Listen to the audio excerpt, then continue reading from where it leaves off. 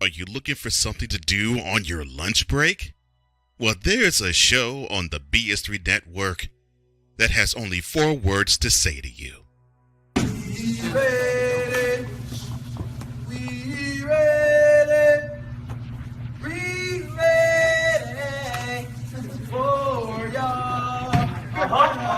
We ready, we ready, we ready for y'all.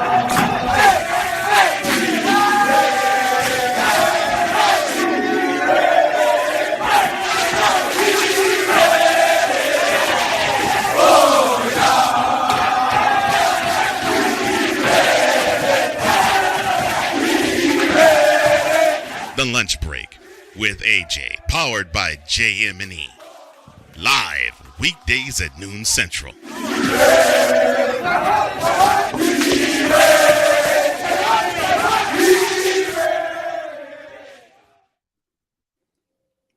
And welcome. It's not AJ, it's Chris Gardner, me and Andy Yanez. I'm KG, Chris Gardner, owner of the Houston Roundball Review, and welcome to the Houston Roundball Review takeover of the lunch break here on Throwback Thursday, powered by JM&E, streaming to you live on Facebook, Twitch, YouTube, Twitter, and of course on Roku on the BS3 network.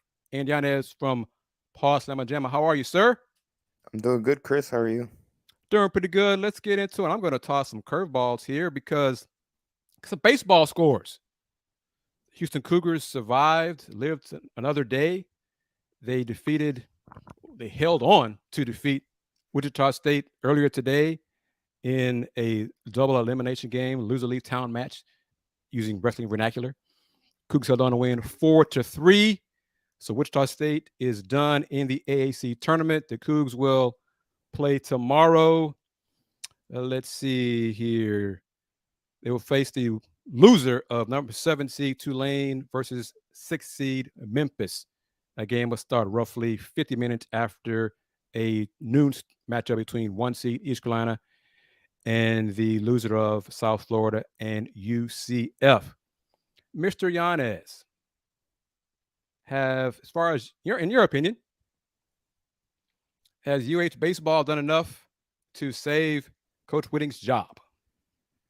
Oh, Chris, I have no idea. I don't know what the expectations of the program are. That the story of the baseball team is, they got off to a slow start. I think there were a handful of games under 500, and then they turned it around when conference play began. And I believe that they did not lose a single series in against American Athletic Conference opponents, which included taking 2 out of 3 against East Carolina during the season. But a lot of it, there was always they're doing good in conference play, but there was always a but, and that but was the American Athletic Conference and the quality of the teams in the conference. And of course, when you look at the baseball program as a whole, what the goal really is for the program at this point is to try to make it to the NCAA tournament, and it will be really hard. In my opinion, I don't think they'll make it if they don't win the American Athletic Conference tournament.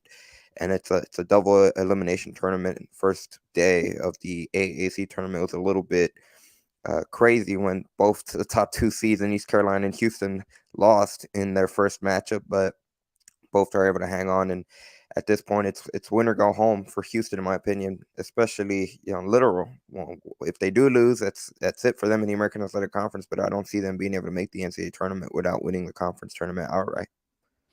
And in addition, it wasn't just 1 seed ECU and 2 seed Houston. 3 seed Wichita State also lost on day 1 of the AAC tournament. So the Cougs Shockers matchup today was a 2-3 matchup, and the Shockers are now done. So yes. So yeah, go figure. Tournament plays, it's wacky, and not just in basketball. So we'll see. The Cougs baseball team plays Saturday. If they lose, then their season's over. I think the last I saw in terms of net rankings or RPI rankings for baseball, I don't think baseball uses a net, but RPI rankings, Cougs are like between 80 and 90.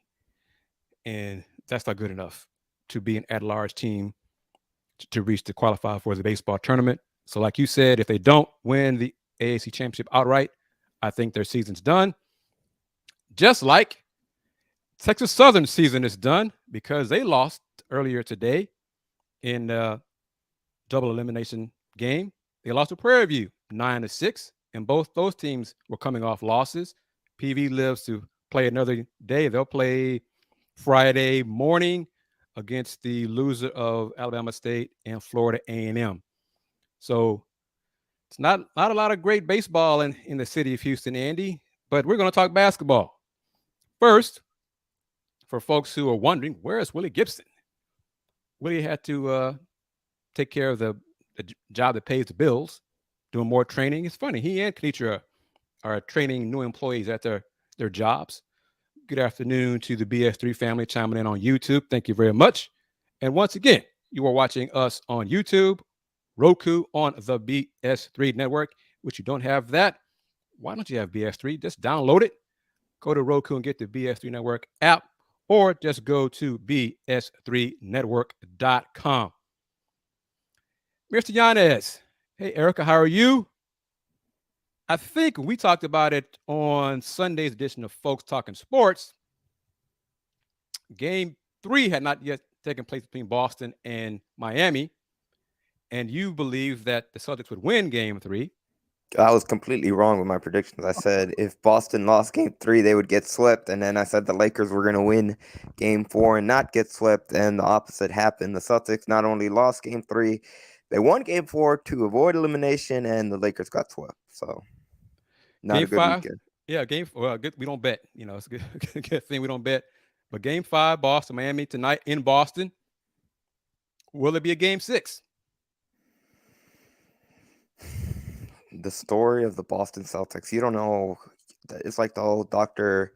Jekyll and Mr. Hyde type of the old story with the Boston Celtics. You don't know what version, what iteration of them you're going to get. And really, it starts with their two stars, and Jason Tatum and Jaylen Brown.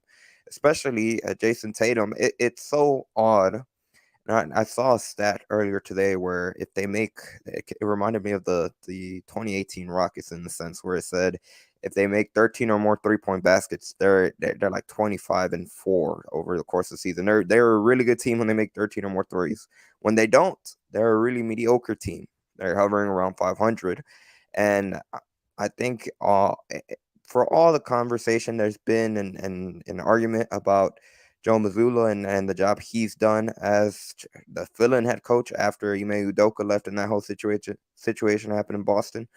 At the end of the day, it's the players that have to go out there and make plays. And Jason Tatum, Jaylen Brown, they can't disappear in the fourth quarter and not even disappear, just not even shoot the ball, like not have consistent number of field goals. Like there have been multiple games where one of them at least, gets off like 3 total shots in the second half in multiple games. And as far as the Celtics go, it'll be because of them. And if we get a Jason Tatum like we saw in games in that fourth quarter against Philadelphia, Game 6, Game 7 against the 76ers, then Boston's going to win.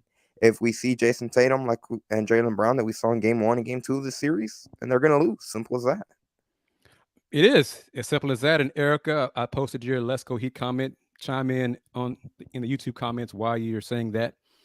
Eric Spoelstra, hell of a coach. I think more and more folks are realizing or acknowledging how great a coach he is. Some now say he's the best head coach in the NBA. We'll see. But also, if Miami goes on, Boston did a better job against the zone in Game 4. As a pro team should. I mean, it should not be a mystery for a pro team how to handle a zone defense. But we'll see. I'm kind of curious to see if Miami changes their kind of zone defense they play Thursday night, or they just stick to the similar thing they did in Game 4 and hope Boston misses threes. I'm not a big fan of a defense where you hope your opponent misses, but rather than contest the shots and help make them miss. I know it's NBA and big-time players make big-time shots. Shifting gears, Nuggets, Lakers. Eric says he's just not a Celtics fan. Fair enough. Okay. Nuggets going to the NBA Finals for the first time in franchise history.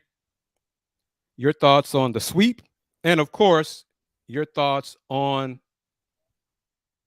LeBron James contemplating retirement. Do you believe he will retire?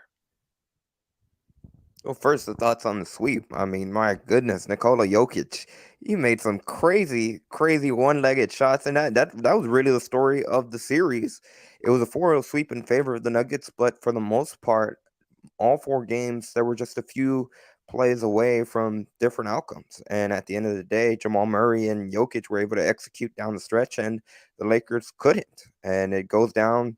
I mean, just look at the last possession in game 4 where LeBron drove down the lane. Jamal Murray read it. He met him. He beat him to the spot and really made it almost impossible for LeBron to even be able to get up a shot and really lobbed up the block that Aaron Gordon had to not even get a chance at extending the series in game 4. And I mean, that was really the story of the entire series between Denver and Los Angeles. And I think it's really hard to not make an argument as of now. And of course, it's a very, very reactionary type of league. But is there anyone better than Nikola Jokic right now playing in the league?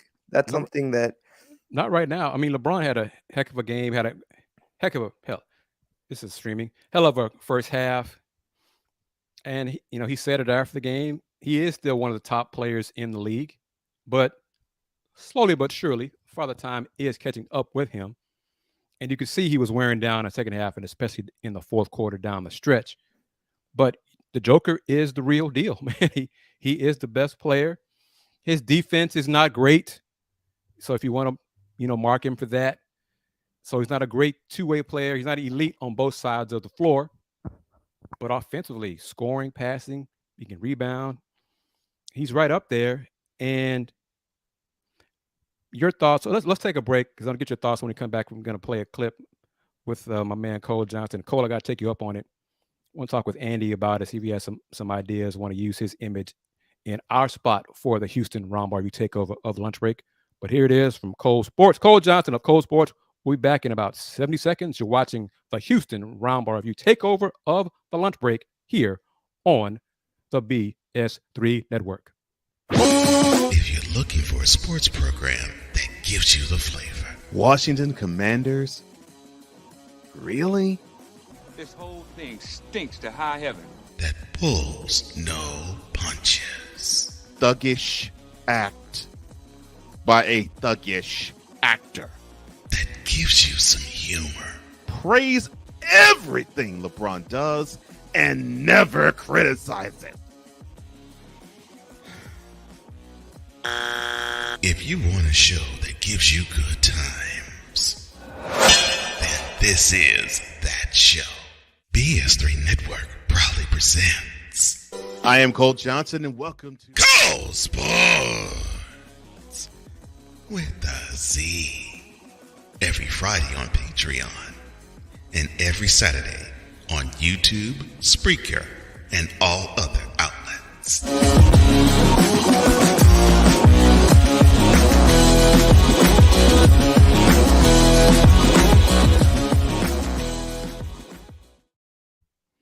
And we're back to another edition of the Houston Roundball Review takeover of the lunch break. I am KG Chris Gardner, owner of the Houston Roundball Review, and joining me is Andy Yanez of Pod Slamma Jamma.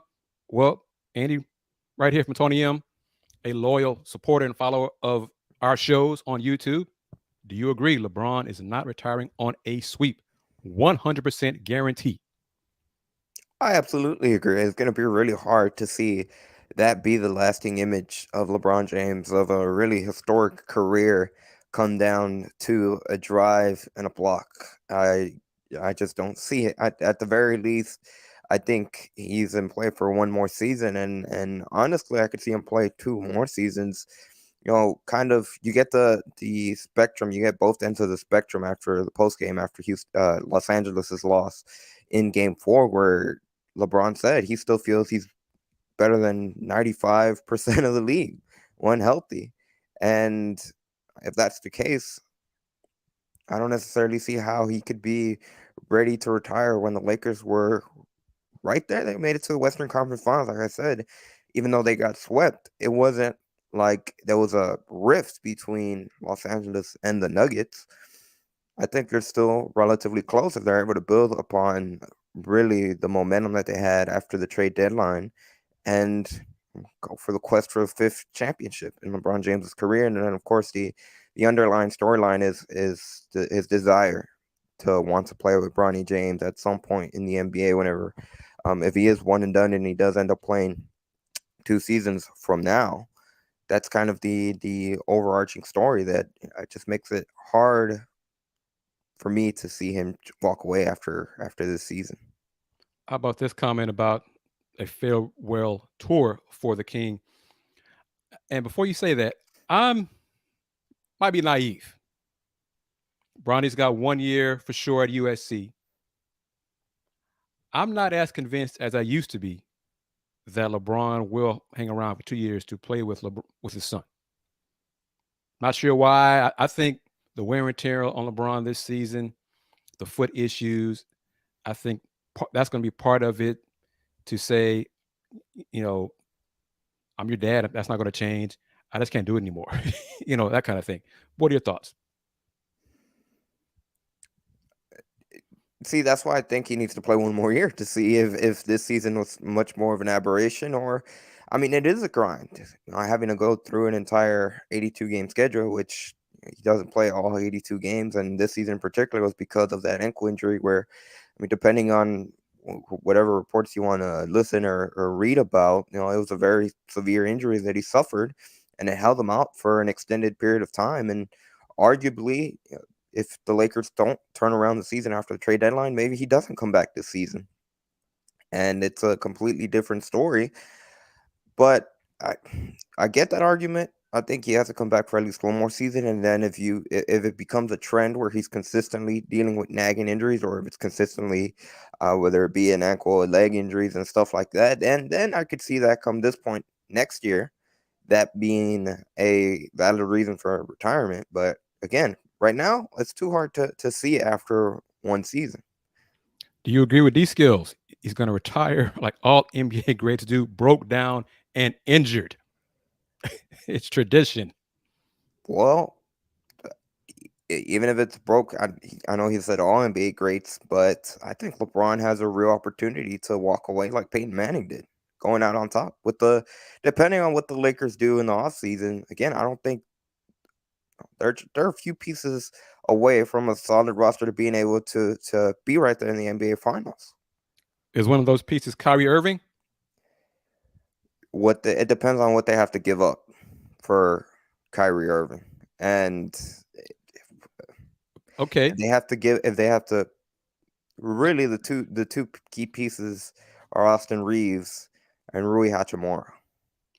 All right. Well, that's what I was going to ask you. If they re-sign Austin Reeves and Rui Hachimura,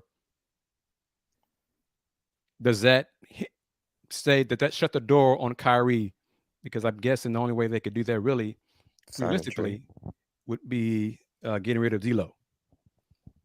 I think they're going to get rid of D'Angelo Russell regardless, and really have a more consistent, true point guard that can orchestrate the offense. I mean, we saw it during stretches. I mean, Dennis Schroeder did a decent job being able to fill in that role, especially against Golden State and against Memphis. But I mean, there were times where Schroeder, it seemed like he was limited. Yeah, definitely. Yeah. So regardless whether it's Kyrie Irving or not, they definitely need an upgrade at the point guard position because, again, going back to LeBron, he's not at a point in his career where he can be the point guard for the Lakers consistently and being able to get to championship without wearing down. Then you really are going to see him wear down like you saw in that Nugget series. I mean, every game in Denver, the game 1 and game 2, every time they panned to him after the conclusion of a game, he was exhausted. Yep. He had to do everything, as a ball handler. He can't do that anymore for long periods of games without being worn down and worn out in the fourth quarter down the stretch. He needs someone to facilitate, run the offense, create shots, get their own buckets, and get their teammates involved. And Kyrie could do that. I think this yes is to from Willie Gibson is to Kyrie as a Laker. Justin, because both Kyrie and Trae Young were there in LA at the game. Trae Young as a Laker, I don't see the Hawks doing that in a sense of, would they want D'Angelo Russell if you're trading Trae Young? No, I wouldn't. But what do you think about Trae Young? What would the Hawks want? No. Who would the Hawks want if they were to deal Trae Young to the Lakers? I would want Austin Reeves. I don't know. It's the pieces I don't think fit for a Trae Young trade, and honestly, I don't think the Lakers. That's not what they need.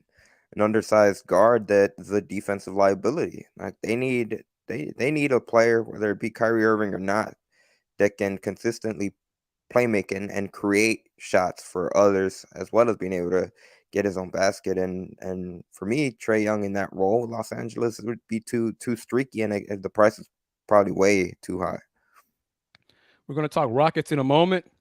I'm going to pass this note along. I don't believe it was a secret. In case it were a secret, I'll just say sources told me, a reliable source told me, that Big 12 Commissioner Brett Yormark was in Kansas City Tuesday and Wednesday. He met the mayor at City Hall to talk about keeping Kansas City as a focal point of Big 12 events, such as Media Day, basketball tip-off, the men's and women's basketball championships. Your thoughts on Commissioner Yormark visiting the mayor and being in Kansas City?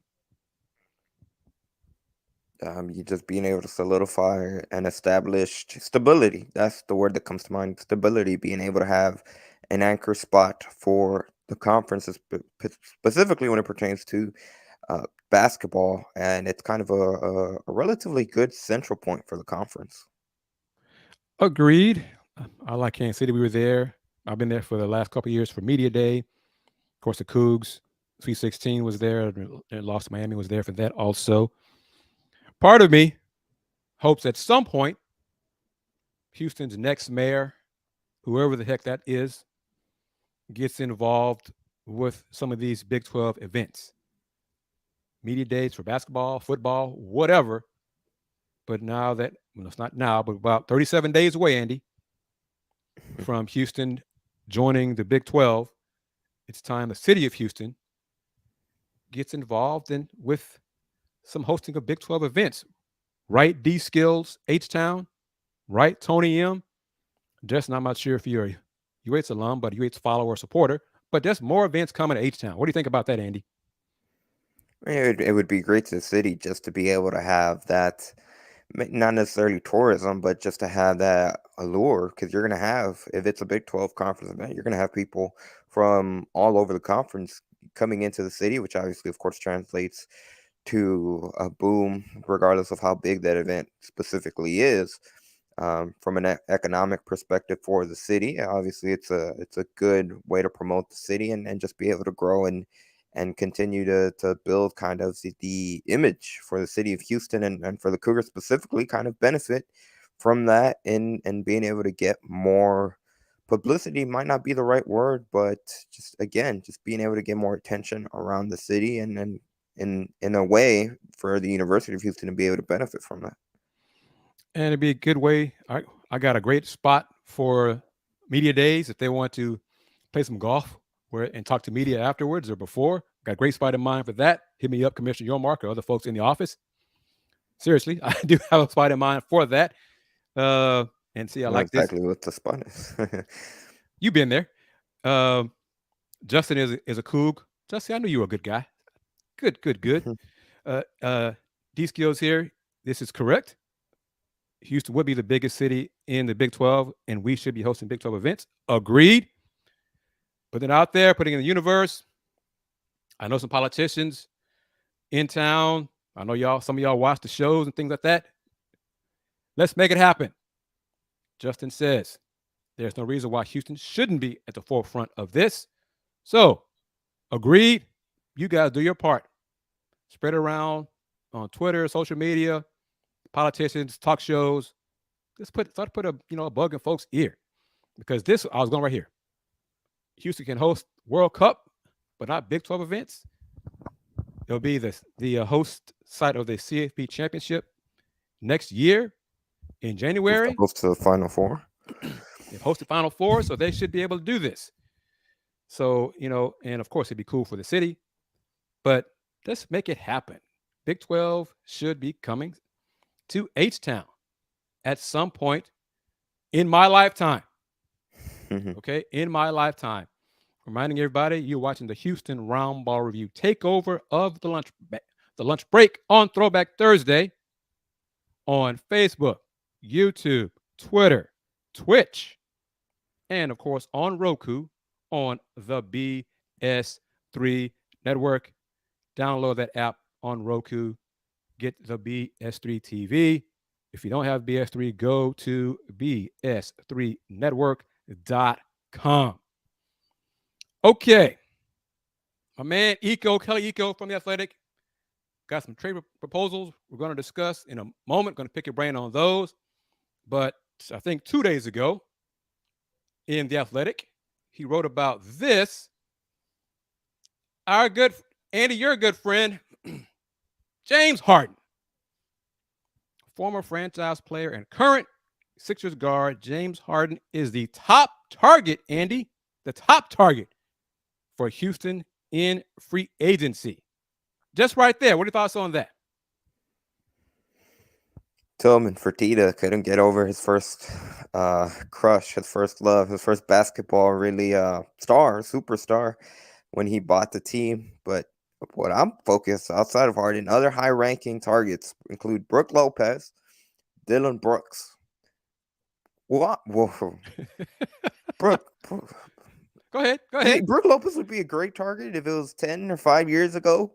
And maybe it was just the way Milwaukee utilized him. But, I mean, he really turned into a catch-and-shoot big, which, I mean, Houston does need more veteran presence in the paint. But is Brook Lopez the right anchor to be able to be a defensive He's a better shot blocker than Şengün. Well, yeah, but how old is Brook Lopez? He's in his 30s. Yeah, and he'd be making probably $20 million a year in his new contract, his next contract. Dylan Brooks. We know Dylan Brooks' baggages if he were to come here. Under Udoka, I don't think he'd be as vocal as he was in Memphis. I mean, depending on the price, he is more. See, this is where are the Rockets organizationally? Because Dylan Brooks is a nice fit for a team that's going to be competing in the postseason, regardless of. Lopez is 35. You see, I don't see the I don't see the fit with either. Dylan Brooks, I see it more than Brook Lopez, but it's still questionable, especially with his struggles from being able to shoot and from the perimeter. So it would be curious to see what kind of lineups he's in. Cam Johnson, obviously, that's the big name that a lot of Rocket fans are in support of. So that's a name that a lot of people would be for. And the same goes for Austin Reeves. How available he actually would be. It seems like the Lakers, again, this is a constant. It's fluid. It's fluid because if the Lakers do choose to go for Kyrie Irving, which Rob Pelinka said there's going to be an emphasis on keeping this core together. Right. And like Kyle Kuzma said, if he's heard that before, but we shall see what the Lakers choose to do. I like those two names, especially Cam Johnson. When you look at Houston, and this for the last few years, not just, I mean, really for the past decade, it always seems like small forward hasn't necessarily been strength for this team. I know they had Trevor Ariza, who's a more than capable starter when they were competing for the top spots in the Western Conference. I think Cam Johnson would be a nice fit, and then there would have to be movement in regards to what they do with KJ Martin, what they do potentially with Tari Eason. So there'd be some shakeup there, in my opinion. And then to finish off this excerpt about a veteran point guard, Mike Conley, I don't think he would want to come here, even if too much money. Hard. And the Jordan next two guys, Jordan Clark's not a point guard. And Dante DiVincenzo is not a point guard either. They're guards. They're lead guards. they're not, I'm in my old school mind, they're not point guards, and they're definitely not true Chris point Paul. guards. Chris Paul. Yes, Chris Paul. I don't think you're ever going to get Paul to step foot in the Rockets organization again, but who knows? Well, I mean, if he's traded, what's he going to do? Hold out? But The who S- would they trade him for? The And for Suns have 50 until million, 40 million? What's his cap? June 28th.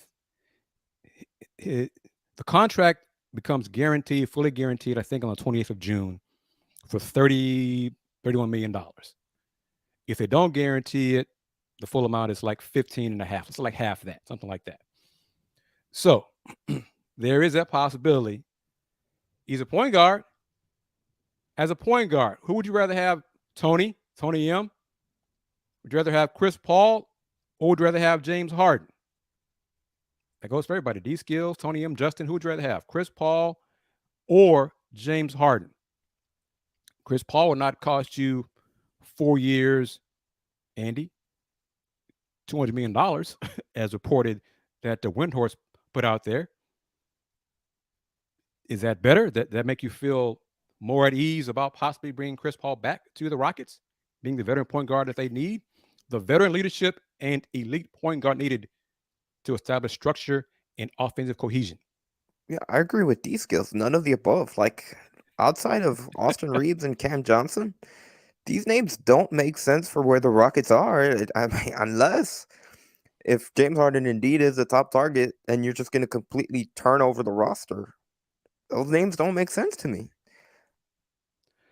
All right, fair enough. Now, And to answer your question, Harden or Chris Paul, I would say Chris Paul, and I'll caveat this by saying, look at what he did with Oklahoma City when he got traded there for one season, and his presence. I think it's a big reason why the Thunder have been able to overachieve the last few seasons and why they were battling for playing spot this past season, specifically with the jump that Shai Gilgeous-Alexander did over the last few seasons after Paul spent a cup of tea with the Thunder. all right, we're going to be back in about 90 seconds, play another spot. Reminder, you're watching the Houston Roundball Review takeover of the lunch break here on the BS3 Network. Be back in 90 seconds.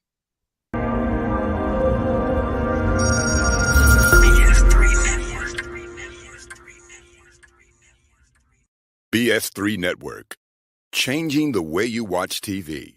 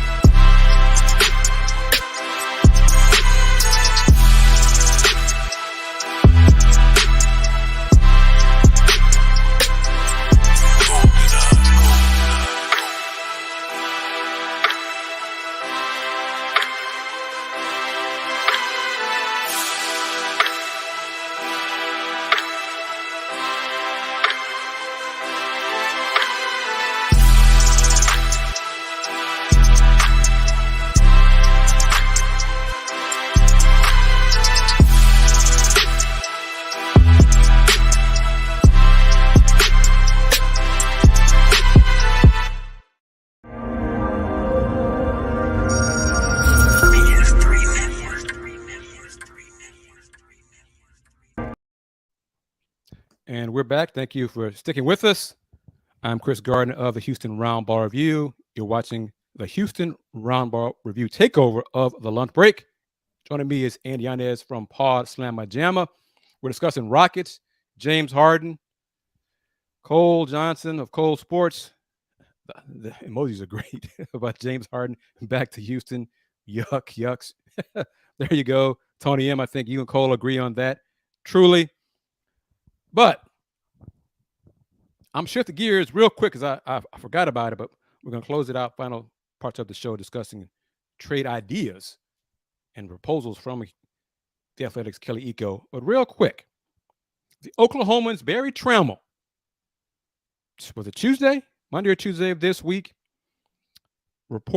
wrote, said that was it a coach or someone in the Big 12 said the chances of the Colorado returning to the Big 12 are good and would happen soon. Yesterday, I spoke to someone else with ties to Colorado. I like saying this. Sources told me, but a reliable source told me he's heard it's going to happen. Your thoughts on Colorado returning to the Big 12? Well, if that's the case, I'm curious to see how quickly that move will be. Is it for the 2025 season? Is it for the 2024 season? And for all the expansion talk, the realignment talk, the whatever you want to call it, the new type of college football landscape that's ever changing, there's been this idea of there's multiple schools in the Pac-12 that they're not satisfied with what has been presented to them when it comes to TV rights deals, and streaming platforms, whatever that package that they would get for revenue would be. But it's kind of like an avalanche per se, where it's just the first there's been cracks, but there's just waiting for one move until the rest of the teams and the floodgates open and the conference completely implodes. And we talked about it. I can't remember on what show it was, but if Colorado is the team or the university, the program that makes that first jump, then I think it'll be an avalanche. It'll open the floodgates. You'll have Arizona make a move. Arizona's been linked with Big 12 a lot over the course of the past year. And then, of course, the Big 2 in Oregon and what potentially they would do in terms of moving to the Big 10. You would imagine if other programs are starting to leave the Pac-12, Oregon's not too far from bowing out and heading over to greener pastures as well. And then you're going to be left with a dissolved Pac-12 conference. We'll see. And let me say hi to No Salt, Does Pepper Bay. Mr. Smith, no worries about being late. Just glad you were able to join us here in the lunch hour of the lunch break here, powered by JM&E, available and streaming to you live on Roku on the BS3 network, and also available on Facebook, Twitter, Twitch, and of course on YouTube. But Cole says this: Colorado back to the Big 12. The Pac-12 could be in trouble. One of the reasons, it's not a bad thing. Willie has to do what he has to do, but he could provide a Big 10 perspective on our discussions here,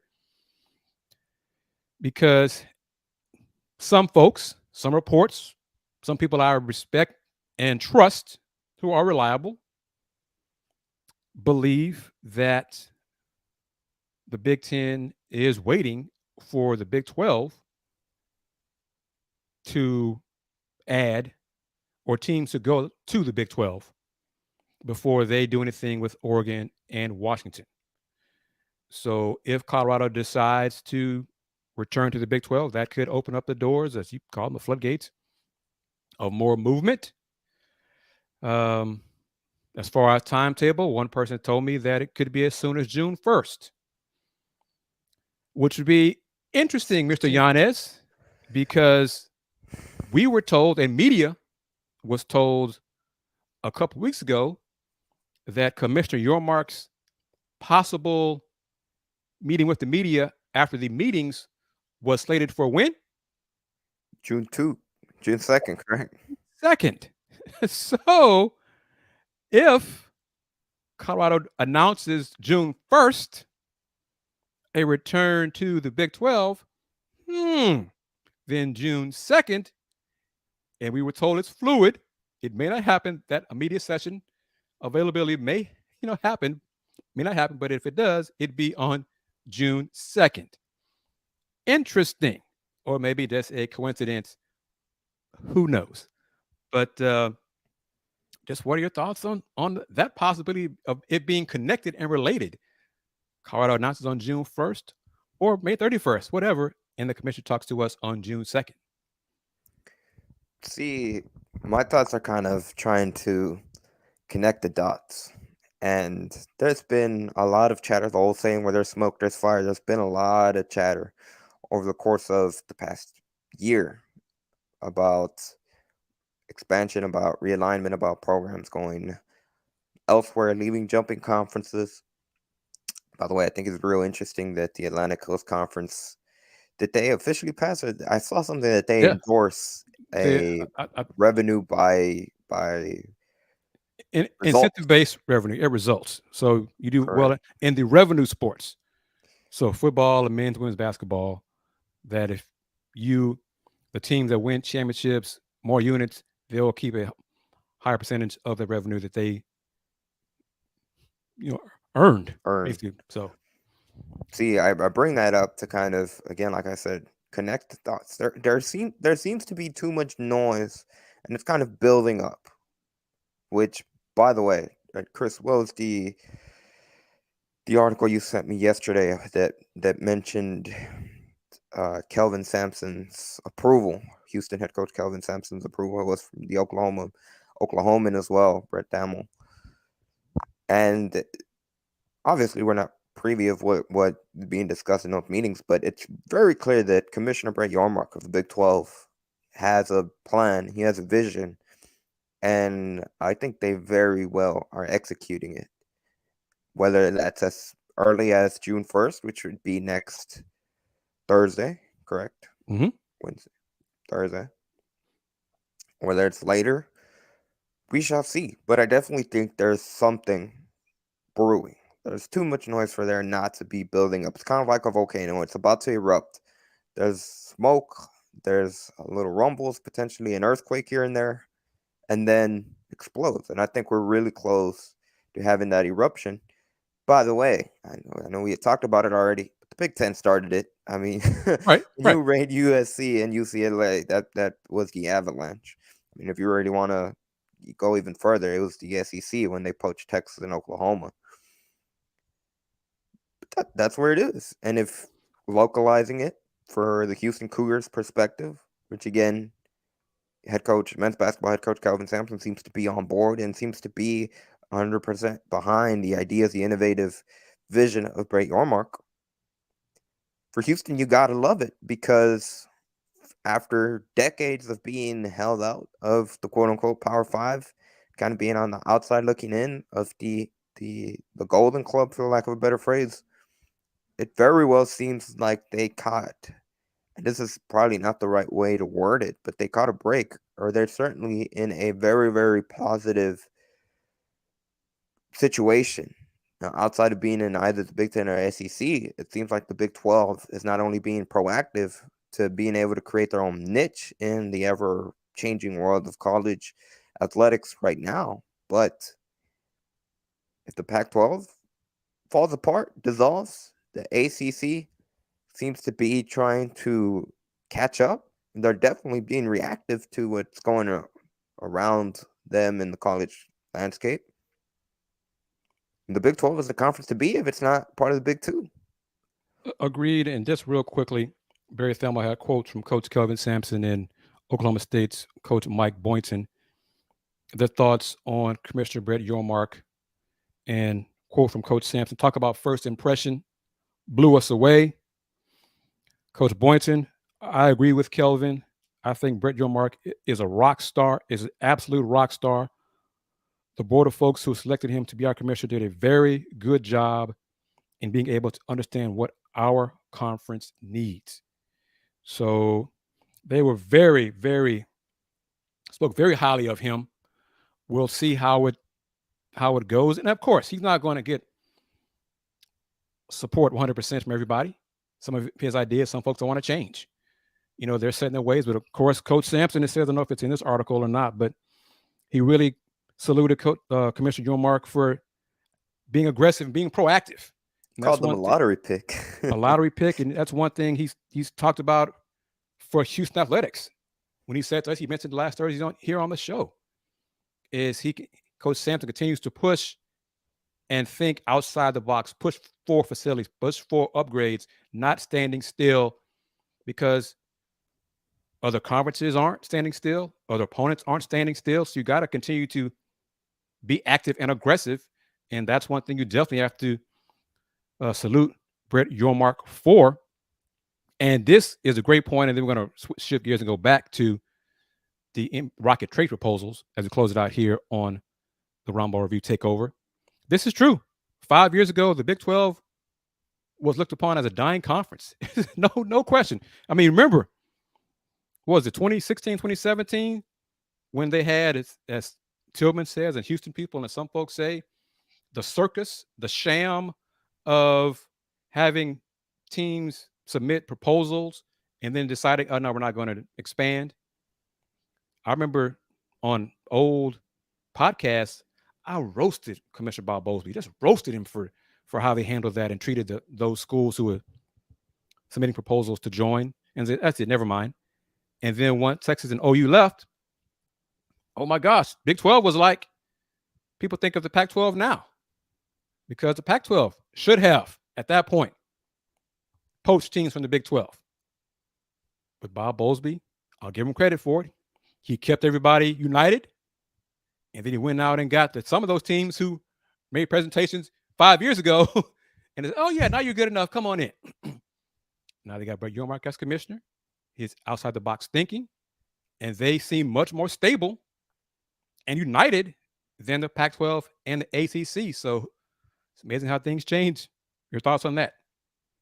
No, absolutely. It's definitely is, like you mentioned, from what appeared to be a collapsing conference. And that was when it was announced that Texas and Oklahoma were leaving for the SEC. I mean, Chris, like you said, there was talks about what was the future of the Big 12 conference. There was even talk that the American Athletic Conference could poach teams from the Big 12 conference. Remember that? Yep. That's how absurd and how unstable and how uncertain, really, it's probably a better way to phrase it, it was after that big move.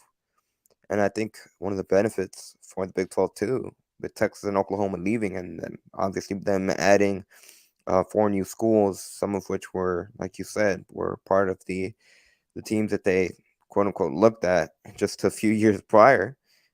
Whether it's true or not, they could also kind of blame it on the Texas boogeyman. Hey, we wanted you, but that school maybe had something to do with it, and you not getting in back then.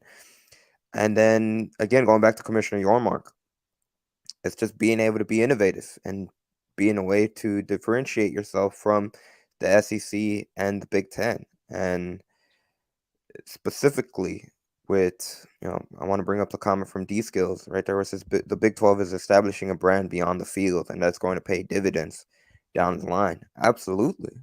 Especially when there seems to be a emphasis on men's basketball and basketball in general. Mhm. But look at the international games that we've kicked around earlier on the lunch break, not on this show, but on previous episodes. The clinics at Rucker Park, different stuff like that, to be able to establish footholds in really areas where the Big Ten and the SEC aren't. And especially if they're able to expand more westward to Colorado, to Arizona, potentially adding Utah as well, and some of those other corner schools. That is how you execute and survive, because while the SEC and Big Ten might always be known as the powerhouses for football, the Big 12 will create an identity of its own. And at the end of the day, that's really where you survive. Create an identity that makes you unique and makes you stand out and makes people want to look for you. And I think that's something that it appears Big 12 is doing a good job of.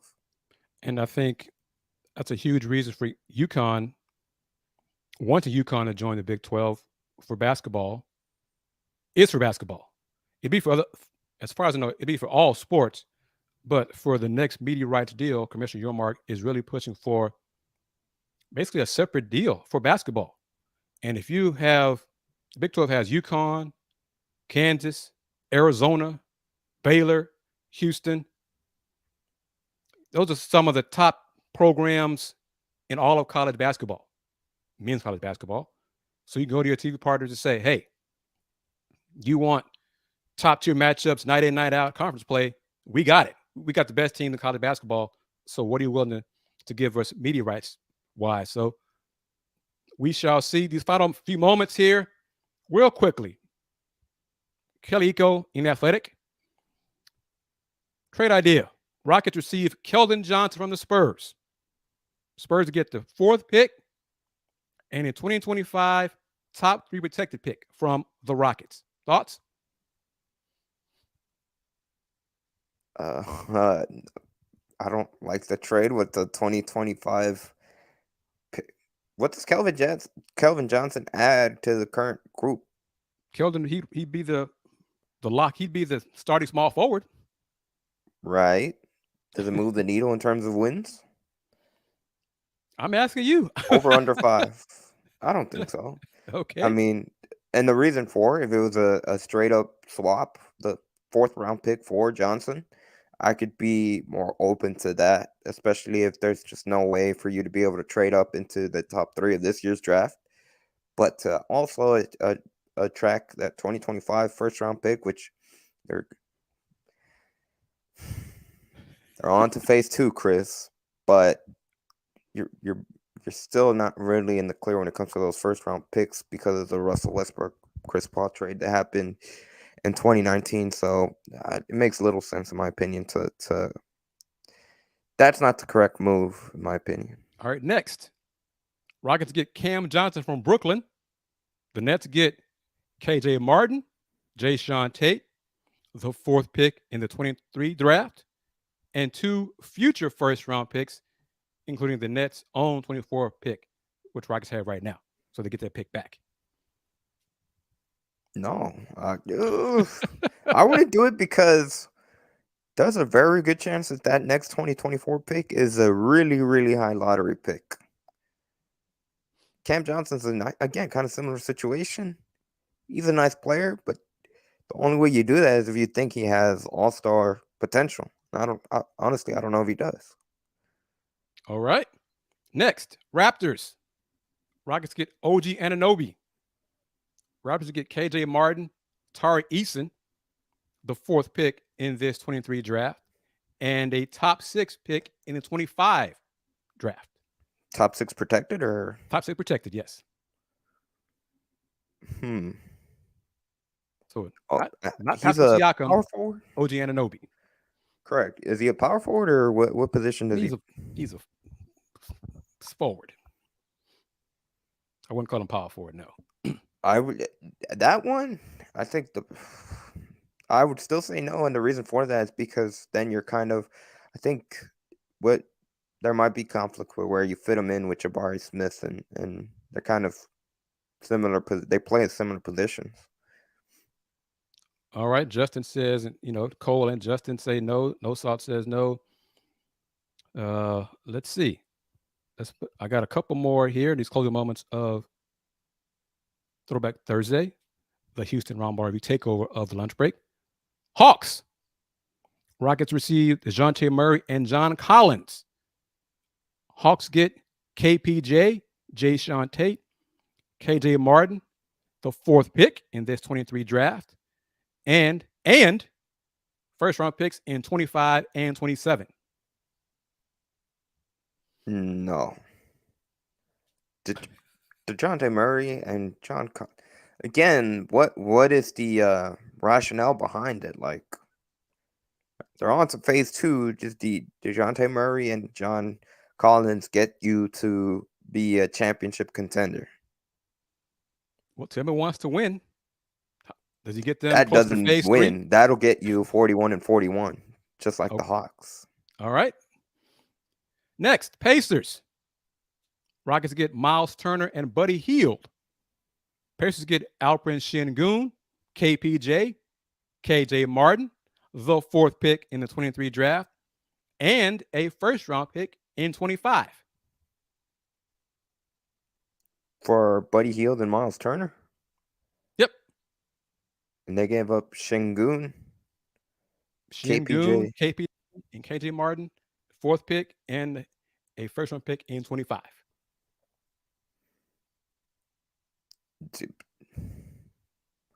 That one's more intriguing, but it leaves holes at the point guard position, and then Miles Turner.